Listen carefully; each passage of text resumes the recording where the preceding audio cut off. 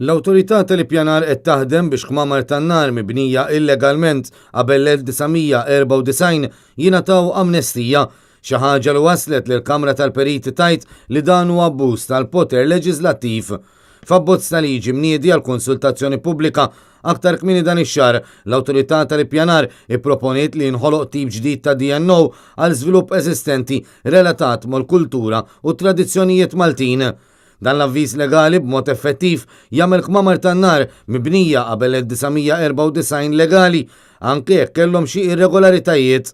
Il-Kamra tal-Periti qalet li se tkun qed toġġezzjona għal din id-deċiżjoni u staqsiet għaliex l-awtorità tal-ippjanar qed tillegalizza dan l-iżvilupp u mhux qed jgħaddu mill-proċess ta' sanzjonar.